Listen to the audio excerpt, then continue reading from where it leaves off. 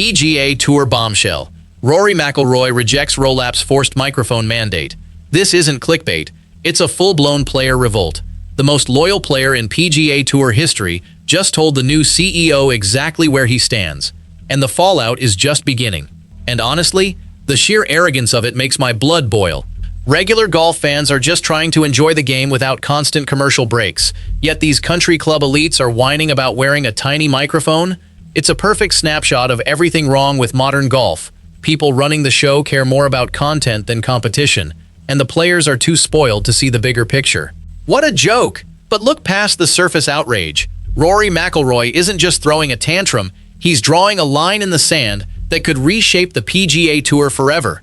He realized the microphone mandate is a brilliant power play designed to shift control away from the players and directly into the hands of a media executive who doesn't understand golf.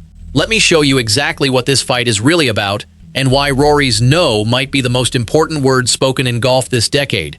Because what happened next? It's going to shock you. Personally, I think Rory just saved the soul of the tour. Do you agree, or is he being dramatic? Drop it below, and if real golf analysis is what you're here for, subscribe. You won't want to miss what comes next. To understand why Rory's rejection matters so much, you first have to understand who he's rejecting. Brian Rolapp isn't your typical golf executive. He spent 22 years inside the NFL, the last 8 as its chief media and business officer. He was the architect of the NFL's 11-year media rights cycle, worth $111 billion. He locked in deals with Amazon, CBS, ESPN, Fox, NBC, and YouTube. He launched NFL Plus. He was the number 2 executive at the NFL and a likely successor to Roger Goodell. So when the PGA Tour came looking for someone to run its new commercial division, they hired a media mogul. Rolapp was named CEO in June of 2025, and by June of 2026, he was elected the 5th commissioner in PGA Tour history. A search committee that included Tiger Woods and Adam Scott selected him. Tiger called the appointment a win for players and fans. But here's the thing. Rolapp isn't coming to preserve tradition. He's coming to transform it.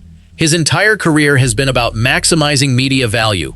He turned the NFL into a content machine. Now he wants to do the same thing to golf. And that's exactly why Rory McIlroy is pushing back. Now, you might be thinking, what's wrong with that? Golf needs more eyeballs. Golf needs younger fans. Golf needs more revenue. But here's the problem. The way Rolapp wants to do it, it's not the way golf has ever been done before. The NFL has a CBA. The players have a union. Everything is negotiated. Golf has none of that. The PGA Tour is run by the commissioner. Players have a policy board, but they're not unionized. Rolapp is arriving in a world where he can simply make rules. And he's making them. This is the fundamental tension at the heart of this story. In the NFL, when the league wants to change something, they sit down with the players' union and negotiate. There's a process. There's give and take. There's a recognition that the players have rights. But in golf, there's no union. There's no collective bargaining. There's just the commissioner and the players. And when the commissioner decides something, the players either accept it or push back. That's what makes Rory's rejection so significant. He's not negotiating through a union. He's standing alone and saying no. Rolapp didn't stop at just being the boss. He came with a plan. And that plan included something that would make every player in the locker room furious. So what exactly is this plan? It comes in 4 layers, each one more aggressive than the last. The first layer is the social media policy. Rolapp brought this directly from the NFL's playbook. Players are now required to engage with social media in specific ways. They have to post, they have to promote, they have to be active on platforms they might not even want to use. For players who grew up in the era of constant content creation, this might seem normal. But for the veterans who came up in a different era, it feels like an intrusion. The second layer is on-course microphones. Players wearing mics during competitive rounds. Live audio of their conversations with caddies. Their frustrated mutters, their strategy discussions. All of it, captured and broadcast to millions. Some players have embraced this. Others see it as a violation. They don't want their private conversations turned into entertainment. The third layer is media interview obligations. Post-round press conferences. Pre-tournament media days. One-on-one interviews. Players have always done these, but now it's no longer a request. It's a requirement. And if you refuse, there are consequences. The fourth layer is the most controversial. It's the two-track system. Track 1 is for the elite, the biggest purses, the most exposure. Track 2 is for everyone else, fewer spots, smaller purses, and Rollapp's plan includes demoting historic events like the Canadian Open to Track 2, events that have been part of the tour for decades, events that matter to the players and the fans. And Rory McIlroy, he saw this coming from a mile away. Rory had already made his feelings clear about the two-track system, but the microphone mandate, that was personal. And his response caught everyone off guard. Let's go back to June of 2026. The US Open is just days away. Brian Rolapp rolls out his two-track plan at a big press event. He's got charts and graphs. He's explaining how this is going to grow the game, bring in new fans, and create a more competitive product. And then the questions start. Reporters ask the players what they think. And Rory McIlroy, who is normally the most diplomatic player on the planet, doesn't hold back. He says, Track 2 is a glorified Korn Ferry Tour event. Rory McIlroy, the four-time major champion, the face of the PGA Tour, the guy who defended the tour against LIV Golf for years, he just called the commissioner's flagship reform a development tour, a minor league, a second-class product. And then he went further. He said, I don't think the Canadian Open should be one of those events. This is a direct shot at Rollapp's plan. The Canadian Open is one of the oldest events on the PGA Tour. It's a national championship. It's hosted legends like Arnold Palmer, Jack Nicklaus, and Tiger Woods.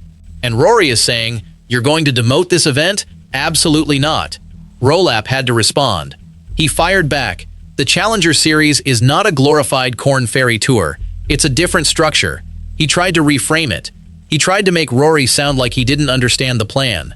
But everyone knew what had just happened. The CEO of the PGA Tour and the most powerful player in the game had just had a public fight, and neither of them blinked. But that was just the beginning, because Rory's rejection of the two-track system was only the first shot. The microphone mandate? That was the real battleground. Rory had made his position crystal clear. But here's the thing, he wasn't alone. And when the other players started speaking up, the tour realized they had a much bigger problem on their hands. Rolapp wants the players to wear microphones during tournament play. Live microphones, the kind that pick up every word they say, every frustrated moment, every strategy discussion, all of it, broadcast in real time. It's the kind of access that makes for great television, but it's also the kind of access that makes players uncomfortable. Now, some players are fine with this. They like the attention, but Rory, he's not one of those players. He's always been guarded around the media. He controls the narrative. He decides when to open up and when to shut down. At the 2025 PGA Championship, Rory gave the media nothing. He walked in, answered a few questions, and walked out. When reporters pushed him for more, he gave them a simple answer. That is our good right. He was reminding everyone that under the current rules, players are not actually required to speak to the media. They can say no. They can walk away. At the 2026 Masters, he said it again. We're not required to speak. We have no obligation to the media. And that's the thing. The rules say players don't have to speak. But Rolapp wants to change that. He wants to make it mandatory. He wants to make it a condition of being on the tour. But it's not just Rory. Other players are starting to speak up too. Scottie Scheffler, the world #1, has spoken publicly about how the tour needs to respect the players' time and space. He's talked about how the constant media demands wear on you, and when the world #1 says something, the tour listens. Justin Thomas has been one of the most vocal critics of any kind of forced policy. He doesn't like being told what to do. He's a major champion. He's a Ryder Cup legend. And he's made it clear, if the tour tries to force microphones or mandatory interviews, he's going to push back. Shane Lowry is Rory's close friend. He's called for the tour to give players more cooling off time after rounds. He thinks players should have a chance to reset before they're asked to talk to cameras.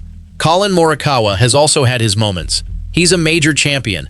He's one of the brightest stars in the game. And he's made it clear that he values his time and his focus. He's not interested in being a content machine. Brooks Koepka has been very open about how much he hates the media. He's said it in interviews. He's said it to reporters' faces. A lot of fans agree with him. They don't need to hear every player's thoughts after every round. They just want to watch great golf. And Jon Rahm, who always gave good interviews, has limits too. He's made comments about how the tour needs to balance the needs of broadcasters with the needs of players. So this isn't just Rory. This is a broad movement. Players from different generations, different backgrounds, different styles, all saying the same thing. We need to be treated like athletes, not actors. So the players are united. But the real question is, why does this fight actually matter? What's really at stake here? It comes down to one word: control. Who controls the narrative? Who controls what you see and what you don't see? The PGA Tour has always been about the competition, the excellence, and the players have always had some autonomy. They've decided when to speak and when to stay quiet. And then there's Rolapp. He comes in with an NFL mindset. In the NFL, the league controls the message. The players wear mics. They do all the media obligations. Because it's a business, and the players are employees. But golf isn't football. Golf is different. The players are the product. Without them, there's no PGA Tour.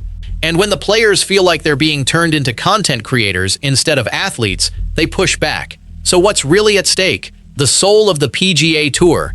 Is it going to be a sporting competition that values excellence and integrity, or is it going to be an entertainment product that values spectacle and access? Rory McIlroy is fighting for the first version, and he's willing to take on the most powerful person in golf to make sure it stays that way. And here's where it gets really interesting. The man leading this rebellion against the media, CEO, he's the same guy who spent years defending the tour against LIV. The irony is almost too perfect. Rory McIlroy has been the tour's most vocal defender against LIV golf. He's said over and over that LIV is bad for the game. He's defended the PGA Tour through every scandal, every criticism. And now he's the one attacking the tour. He's the one standing up to the CEO.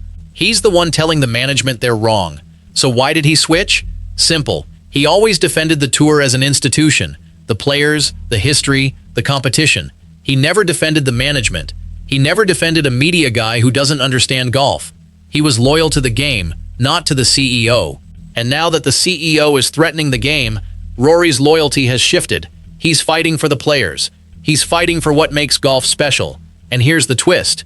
Rory is in a position where he personally benefits from Rolapp's policies. He's a global superstar. Under the two-track system, he'd be in track 1. He'd be protected. He'd be fine. But he's still pushing back. He's fighting for the players who aren't in track 1. The guys fighting to keep their cards. The guys who would be most hurt by Rolapp's plans. That's what makes this so powerful. Rory McIlroy is fighting for the little guy. And that's why this fight matters. So where does this leave us? What happens next? Because this fight isn't over. It's just getting started. So what happens next? Does Rolapp back down? Or does he double down? Scenario 1. Rolapp realizes he's losing the locker room and makes adjustments. But given what we know about him, that seems unlikely. He's used to being in control. He's not going to back down just because Rory is upset. Scenario 2. The players organize. This might be the beginning of a formal player revolt. If the players unionize, everything changes. The tour can't just make rules. They have to negotiate. Scenario 3. Players start leaving. Not to LIV, that ship has mostly sailed, but to other tours. If star players start leaving because they don't like the environment, the tour loses its biggest asset.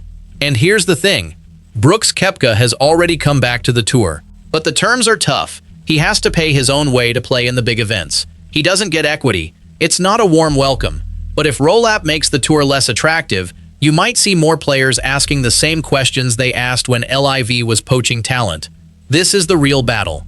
Not just Rory versus Rolapp, but the players versus the system, the tradition versus the corporate machine, and the outcome is far from certain. One thing is certain.